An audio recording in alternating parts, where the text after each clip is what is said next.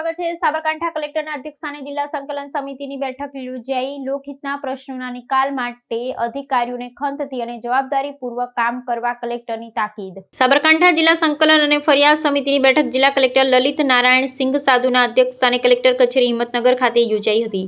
આ બેઠકમાં પ્રજાલક્ષી પ્રશ્નોના ઝડપી અને સંતોષકારક ઉકેલ માટે કલેક્ટરે ઉપસ્થિત તમામ અધિકારીઓને ખંતથી અને જવાબદારીપૂર્વક કામ કરવા ખાસ જણાવ્યું હતું। આ બેઠક દરમિયાન પાણી પુરવઠા વિભાગની કામગીરીને લગતી વિવિધ બાબતો, નલ સે જલ યોજના અંતર્ગત સંલગ્ન ગામોમાં પીવાનું શુદ્ધ પાણી પૂરું પાડવા માટે વિભાગ દ્વારા કરવામાં આવેલી કામગીરીની વિગતો રજૂ કરવામાં આવી હતી। જિલ્લા પંચાયત પ્રમુખ રીનાબેન પટેલ દ્વારા સિંચાઈ માટે તળાવો ભરવા અંગે તેમજ સાબરકાંઠા જિલ્લાના જુદા જુદા તાલુકામાં આવેલા નાના મોટા કુલ કેટલા તળાવો છે, વિશેષ કરી ખેડબ્રહ્મા તાલુકામાં હાલ કેટલા તળાવો ભરવાના થાય તે અંગે પ્રશ્નો કર્યા હતા।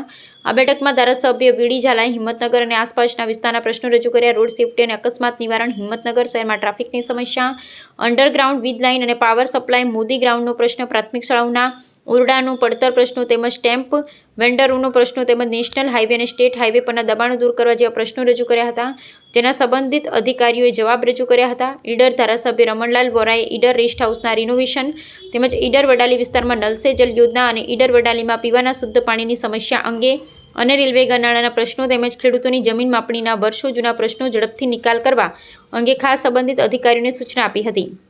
બેઠકના બીજા ભાગમાં સરકારી કચેરીઓના આંતરિક પ્રશ્નો, જમીન માપણીના પ્રશ્નો, રેકોર્ડની સુધારણા તેમજ નિવૃત્ત થતા કર્મચારીઓના પેન્શન કેસોનો સમયસર નિકાલ કરવા અંગે સમીક્ષા કરવામાં આવી હતી।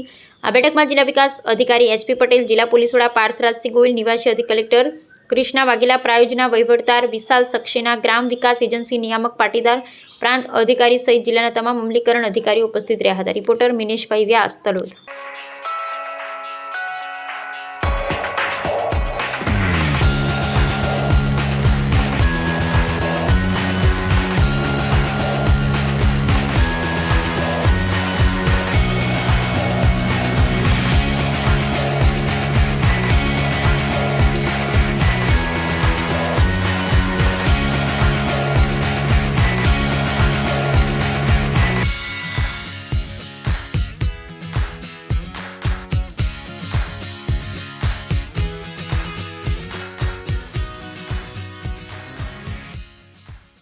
આવા ન્યૂઝ જોવા માટે સાબર આવાઝ યુટ્યુબ ચેનલને સબસ્ક્રાઇબ કરો અને લાઇક કરો, જેથી હવે પછીના દરેક સમાચાર સબસ્ક્રાઇબ કરેલા હશે તેઓને નવા સમાચારની માહિતી મળી જશે।